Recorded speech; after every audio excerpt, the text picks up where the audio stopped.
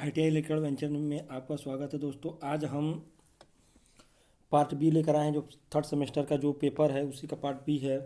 ठीक है, आगे मैंने 25 क्वेश्चन हल करा दिए थे, जो कि 25 क्वेश्चन हल करा दिए थे। ठीक है, तो तो आज हम हल करेंगे आगे क्वेश्चन को। 25 नंबर क्वेश्चन का अगर आंसर की बात करें तो इसका होगा कि सोडियम वेपर का एक सोडियम वेपर लैंप में होता है तो 185 से 105 लुमेन वाट दिखाता है। और हमको मैंने पहले बताया था, और कहीं बुक में देखेंगे तो 4050 दिखाता है। तब अब आयोग ने कौन सा सही माना, इसके लिए कंफर्म नहीं, हम श्योर नहीं हो पा रहे हैं। किताब में 40-50 है और वैसे देखा जाए तो 80 से 105 है। ठीक है, अब बात करते हैं 26 नंबर क्वेश्चन की। सोडियम वेपर लैंप में कितना आयनीकरण विभव होता है। तो सोडियम वेपर लैंप है, गैस को आयनीकरण होने के लिए कितना वोल्टेज की जरूरत होगी उसके बारे में इन्होंने पूछ रखा है। तो अगर आप देखेंगे तो 26 नंबर का जो आपका क आंसर है 5.12 वोल्ट की ज़रूरत होती है। तो हाँ, ये सही है कि 5.12 वोल्ट की ज़रूरत होती है सोडियम वेपर लैंप में गैस को आयनीकृत होने के लिए। अब पूछा है 27 नंबर क्वेश्चन कि फ्लोरोसेंट ट्यूब में होता है, तो फ्लोरोसेंट ट्यूब में कौन सी गैस भरी होती है उसके बारे में पूछा। इन्होंने पूछा मरकरी वेपर भरा होता है, या नियान भरा होता है, या हीलियम एवं मरकरी भरा होता है, या मरकरी एवं आर्गन भरा होता है। देखिए जो ऑप्शन इसमें दिया गया है, ठीक है, इसमें जो सबसे सही आपका आंसर है, तो आपका आंसर होगा मरकरी एवं आर्गन गैस। देखिए मरकरी तो भरा ही होता है, लेकिन इसमें एक साथ इसके साथ एक और गैस भरा होता है, मरकरी आर्गन गैस की। ठीक है, मरकरी और आर्गन गैस दोनों भरे होते हैं, यहाँ रखिए। कहीं कहीं पर सिर्फ आर्गन के ही ऑप्शन में आपको मिलेगा, तो इसे आप हचकिए मत, जरूर लगाइएगा आंसर। फिर इन्होंने पूछा एक फ्लोरोसेंट ट्यूब में चोक का मुख्य कार्य क्या होता है। जो चोक लगा होता है फ्लोरोसेंट ट्यूब में, उसका मुख्य कार्य होता है आराम के समय सर्ज वोल्टेज को उत्प्रेरित करना, वोल्टेज को ड्रॉप करना, पीएफ को बेहतर करना, उच्च वोल्टेज का उत्प्रेरित करना और धारा को सीमित करना। अगर इंग्लिश में बात करें, गौ क और ख की बात, मैं क और गौ को मैं इंग्लिश में पढ़ के सुनाऊंगा। क नंबर लिखा है इंग्लिश में, induce the surge voltage the time of starting, और घ वाला दिया है यानी डी ऑप्शन, उच्च वोल्टेज को उत्प्रेरित करना और धारा को सीमित करना।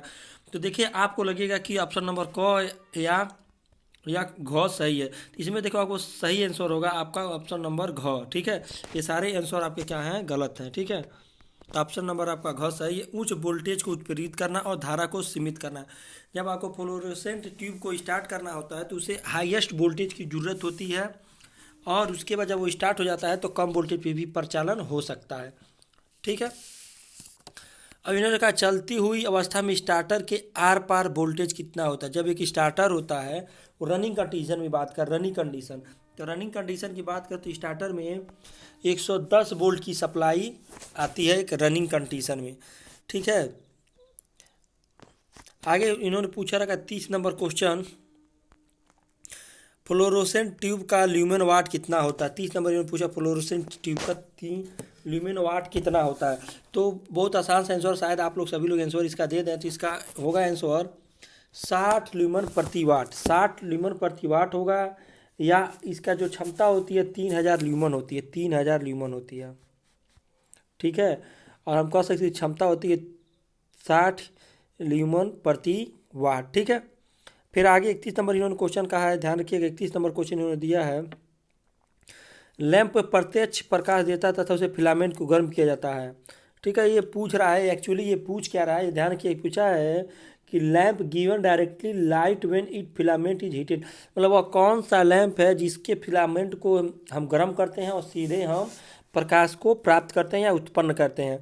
तो इसका आपका देखेंगे इंडिकेंडेंस लैंप है, नियान लैंप है, गैस डिस्चार्ज है, या आर्क लैंप है। तो इसका सबसे सही ऑप्शन और सटीक ऑप्शन आपका होगा, सटीक ऑप्शन आपका होगा इंडिकेंडेंस लैंप। जो आपके घरों में 100 वाट का जो बिजली का बल्ब यूज होता है पीला वाला, वही इंडिकेंडेंस लैंप होता है। ठीक है, तो ऑप्शन नंबर आपका क सही है। फिर है 32 नंबर क्वेश्चन इन्होंने दिया है कि 40 वाट के ट्यूब का व्यास कितना, जो ट्यूब की मोटाई होती है इसके बारे में पूछा, 40 वाट की ट्यूब का व्यास कितना होता है। तो 40 वाट के ट्यूब का व्यास होता है 18 mm, 18 mm में होता है। ठीक है, लेकिन कहीं कहीं आपको देखेंगे लिखा रहेगा ट्यूब का साइज लिखा होता है 12T, तो कहीं कहीं आपको 38 mm के जगह लिख देगा 12T, यानी 12T लिख देगा, तो इसका मतलब ये होगा कि 38 mm की उसकी मोटाई होती है। कहीं पे आपको 38 मिलेगा, कहीं पे 40 मिलेगा, ध्यान दीजिएगा। कहीं पे आपको 38 mm मिलेगा, कहीं पे 40 mm मिलेगा, ठीक है। तो घबराइएगा मत, आप मार सकते हैं 40 mm या 38 mm, दोनों में से जो होगा मार दीजिए। एक साथ दोनों को नहीं दे सकता है, या तो 40 देगा तो 38 नहीं देगा, 38 देगा तो 40 नहीं, ध्यान रखिएगा। फिर है 33 नंबर क्वेश्चन इन्होंने दिया है, एक ट्यूब स्टार्टर में भरी जाने वाली गैस कौन सी होती है। ट्यूब ट्यूब के बारे में पूछा। ट्यूब स्टार्टर के अंदर जो भरी जाती है गैस है उसके बारे में पूछा है। तो ट्यूब के अंदर अगर हम बात करें तो आपके ट्यूब में ना आर्गन गैस भी नहीं भरी होती है, नियान गैस भी भरी नहीं होती है। ऑप्शन गलत है, थर्ड फोर्थ की बात है नहीं है। ऑप्शन नंबर ख आपका सही है, हीलियम गैस। ट्यूब का जो स्टार्टर होता है उसके अंदर हीलियम गैस भरी होती है, ठीक है। अब आगे है, ट्यूब परिपथ में कंडेंसर का उपयोग के लिए किया जाता है। ट्यूब में जो परिपथ है उसका उपयोग किस लिए किया जाता है। पीएफ सुधारने के लिए, पावर फैक्टर सुधारने के लिए, या वोल्टेज सुधारने के लिए, या पूर्ण प्रकाश देने के लिए यानी फुल प्रकाश ब्राइटनेस के लिए, ट्यूब की रक्षा के लिए। देखिए जो मुख्य कारण होता है ट्यूब परिपथ में कंडेंसर का उपयोग हम लोग करते हैं पावर फैक्टर को सुधारने के लिए, क्योंकि उसमें एक कॉइल लगी होती है, कॉइल के कारण जो पावर फैक्टर है वो कम हो जाता है। इसलिए इसको सुधारने के लिए हम लोग हमेशा कंडेंसर का प्रयोग करते हैं। परावर्तक का भीतरी रंग होता है। जो परावर्तक यानी जैसे आप कोई हीटिंग एलिमेंट या कुछ भी होता है, जैसे आपको मैं उदाहरण दे दूँ तो आपके शादी और विवाह में देखिए रिकॉर्डिंग होती है। जब रिकॉर्डिंग होती है तो उसके पीछे का जो भाग होता है, जो हाइलोजन बल्ब होता है उसके पीछे का भाग जो लाइट की तरह होता है, जिससे हम लोग लाइट का यूज करते हैं, उसके अंदर का जो भाग होता है, यहाँ मान लीजिए हाइलोजन लैंप लगा है तो इसके पीछे जो लगा होता है वाइट कलर की वाइट कलर का एक परावर्तक हम लोग पेंट कर देते हैं, या पेंट नहीं होता वाइट कलर का परावर्तक लगा देते हैं, जिसे हम लोग रिफ्लेक्टर कहते हैं इंग्लिश में, जो कि हमारी जो भी रोशनी होती है उसे क्या करता है, रिफ्लेक्ट करके बाहर फेंकता है, ठीक है। जैसे आपके घर पे सामान्यतः एक बैटरी होता है, उसी भी हम रिफ्लेक्टर का, बैटरी के अंदर भी वाइट कलर का लगा होता है जो रिफ्लेक्टर का काम करता है, तो इसका रंग होता है सफ़ेद। 36 नंबर, एक पावर हाउस में रोशनी की लगभग आवश्यकता होनी चाहिए। तो एक पावर हाउस है उसके बारे में पूछा है। तो जो पावर हाउस उसकी रोशनी की लगभग आवश्यकता 100 से 150 ल्यूमन मीटर स्क्वायर होती है। 100 से 150 ल्यूमन मीटर स्क्वायर होती है, ठीक है। फिर आगे इन्होंने पूछा 37 नंबर, पार्किंग लॉट्स में रोशनी की ऊंचाई लगभग होनी चाहिए। तो रोशनी की जो ऊंचाई इन्होंने पूछा पार्किंग लॉट में 8 ल्यूमन भी नहीं होगा, 10 ल्यूमन भी नहीं होगा, 80 ल्यूमन है। इसका ऑप्शन नंबर ग होगा कि 12 ल्यूमन मीटर क्यू होगा एक पार्किंग लॉट में रोशनी, ठीक है। और वैसे कहें तो इसकी ऊंचाई अगर हम लोग देखा जाए तो सामान्यतः 15 से 20 फीट भी होता है आपके पार्किंग लाइट की रोशनी, लेकिन 12 ल्यूमन प्रति घन होना चाहिए, ठीक है। आगे जब एक रोटेटिंग मशीन को एक गैस डिस्चार्ज लैंप में अधीन आलोकित किया जाता है तो स्थिर प्रतीत होता है या रिवर्स दिशा में चलती, इसका कारण है। देखिए जो कह रहा है रोटेटिंग मशीन जिसमें गैस डिस्चार्ज यानी जैसे कि आपका सोडियम वेपर आदि जो चलते हैं, तो उसमें प्रतीत होने का रिवर्स दिशा में चलने का क्या कारण हो सकता है। इन्होंने ऐसा क्वेश्चन पूछ रखा है, इसमें सहयोग नहीं हो पा रहे हैं, ठीक है। तो अगर आप जानना चाहें तो कमेंट करिए, तो जरूर बता देंगे हम।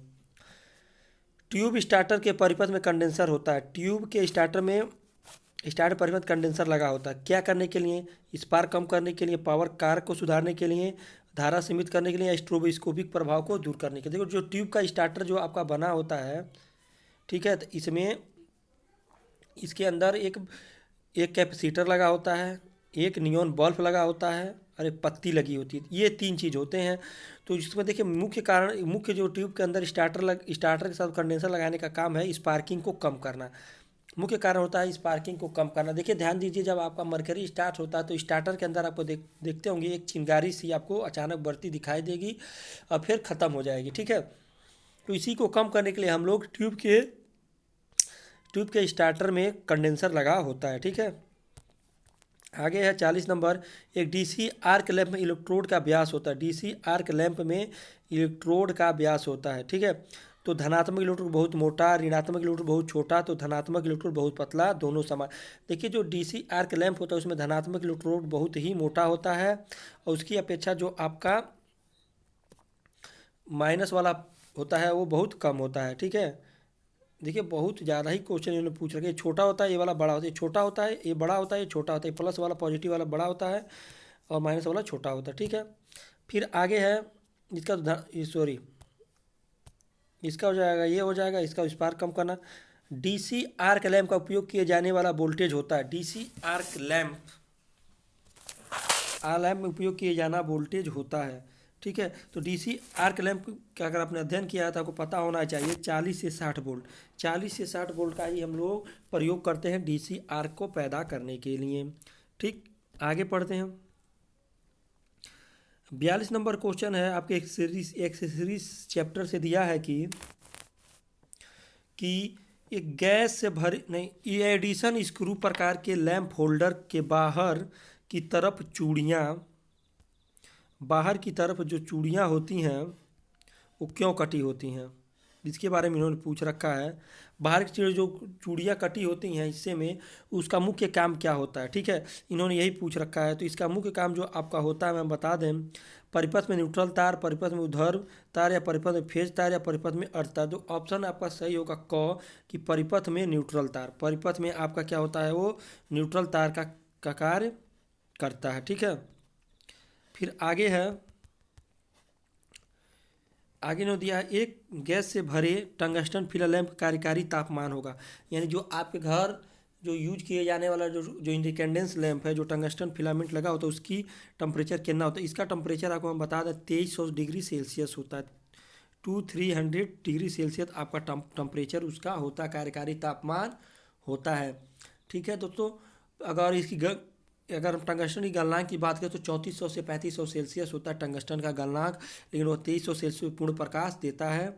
साथ ही अगर 900 सेल्सियस तक किसी भी धातु को गर्म किया जाए, 900 सेल्सियस से ऊपर किसी भी धातु को गर्म किया जाए, कोई भी धातु अगर 900 सेल्सियस से ऊपर इसको हम गर्म करते हैं तो उसके अंदर से प्रकाशीय किरण निकलते हैं। जब तक 900 सेल्सियस के आसपास होता है तो उसमें से उष्मीय किरण निकलते हैं। जैसे 900 सेल्सियस पार होता है उसमें से क्या है आपके प्रकाशीय किरण निकलेंगे, ये याद रखिएगा। रोटरी कन्वर्टर आमतौर पे उपलब्ध होते हैं। तो जो देखिए रोटरी कन्वर्टर की बात किया है, तो रोटरी कन्वर्टर आमतौर पे अगर बात करें तो सिंगल फेज और 3 फेज दोनों उपलब्ध होते हैं, लेकिन इसमें भी सही से कहें तो 3 फेज सबसे ज़्यादा उपलब्ध होते हैं रोटरी कन्वर्टर। ठीक है, अब है नहीं, इसका ऑप्शन होना चाहिए, ऑप्शन नंबर ग है, दोनों को और सिंगल फेज और 3 फेज दोनों क्या आमतौर पर उपलब्ध होते हैं। 45 है, मरकरी आर्क रेक्टिफायर एनोड के बने होते, किसका बना होता है। जो मरकरी आर्क रेक्टिफायर है उसका एनोड किसका बना होता है, तो आप देखेंगे कार्बन है या ग्रेफाइड है। उसके बाद क ख दोनों इसमें दे रखा है, तो ऑप्शन नंबर आपका ख सही होगा, ग्रेफाइड होता है, ग्रेफाइड ही होता है आपका जो बना होता है कि इसका मरकरी एनोड आपका ग्रेफाइड का बना होता है। नेक्स्ट आपका पूछा है कि हॉट कैथोड रेक्टिफायर के रूप में जाना जाता है। ध्यान रखिएगा, बहुत बारीकी से पूछा गया। अगर मरकरी आर्क रेक्टिफायर आप तो कहेंगे तो मरकरी में भी तो आर्क पैदा होता है, बहुत हीट होता है, ये भी तो आर्क हो जाएगा। फिर टंगर बल्ब में भी तो आर्क की तरह पैदा होती है, इसे भी आप कह सकते हैं। लेकिन जो कॉपर ऑक्साइड आपको देखने को मिलेगा कि इस तरह के प्लेटों को आपस में जोड़ के बनाया जाता है। ठीक है, लेकिन आपको मार के आ जाएंगे मरकरी आर्क रेक्टिफायर, लेकिन तो हो जाएगा गलत। ठीक है, तो मैं आपको सही बता दूं, इसका सही आंसर होगा आपका कॉपर ऑक्साइड रेक्टिफायर, क्योंकि कॉपर ऑक्साइड रेक्टिफायर जो ऐसा रेक्टिफायर होता है इसे भी मेटल रेक्टिफायर कहा जाता है। इसको कहते हैं हॉट कैथोड रेक्टिफायर, क्योंकि इसके प्लेटों को पहले क्या किया जाता है 1000 सेल्सियस पे, इसे रुकिए 1000 सेल्सियस पे इसको क्या किया जाता है, पहले 1000 सेल्सियस पे इसको गर्म किया जाता है और उसको गर्म करके नॉर्मली उसे वातावरण में छोड़ दिया जाता है कि ठंडा हो अपने मन से, और जिसके कारण कॉपर के प्लेट के ऊपर एक कॉपर ऑक्साइड की प्लेट जम जाती है, जो कुचालक की प्लेट होती है। उसके बाद एक नेगेटिव प्लेट हम लोग रख के इस तरह, और इसको दोनों को दूर दूर रख के हम लोग क्या करते हैं हॉट कैथोड रेक्टिफायर बनाते हैं। ठीक है, तो ध्यान रखिएगा, तो इसका ऑप्शन नंबर आपका ए होगा कॉपर ऑक्साइड रेक्टिफायर, क्योंकि इसके कैथोड के क्या किया जाता है, बहुत अधिक गर्म करके हम लोग इसे कैथोड को बनाते हैं, इसलिए इसका नाम हॉट कैथोड रेक्टिफायर होता है। मशीन में एसी को डीसी में बदलती है कहलाती है। मशीन में जो एसी को डीसी में बदलता है उसे हम लोग कन्वर्टर कह सकते हैं, कह नहीं सकते हैं, कन्वर्टर कहते हैं, ध्यान रखिएगा। मशीन जो एसी को डीसी में बदलती है उसे कहते हैं कन्वर्टर। ठीक है, आगे देखते हैं 28 नंबर, एक फुल वेव रेक्टिफायर रिपल आवृत्ति के बराबर होती है। जो जो फुल वेव रेक्टिफायर की आवृत्ति रिपल करती है, 3F इनपुट होता है, 3F इनपुट होता है। ठीक है, कहीं कहीं आपको 2F भी दिखेगा, लेकिन आप वाकई में सर्च करेंगे तो आपको 3F इनपुट मिलेगा। आयोग ने इसी को सही माना था। ठीक है, 49 दिया है कि किस विधि का उपयोग करके एक पूर्ण रेक्टिफायर बनाया जा सकता है। देखिए कौन सी विधि से पूर्ण रेक्टिफायर, देखिए ब्रिज विधि द्वारा, सेंटर टेप। देखिए जो ब्रिज विधि द्वारा होता है इसमें 4 टेप लगते हैं, चार जो आपके 4 डायोड लगा के ब्रिज रेक्टिफायर बनाता है। सेंटर टेप में जो होता है इसमें 2 डायोड लगा होता है और ट्रांसफार्मर से सेंटर टेपिंग किया जाती है।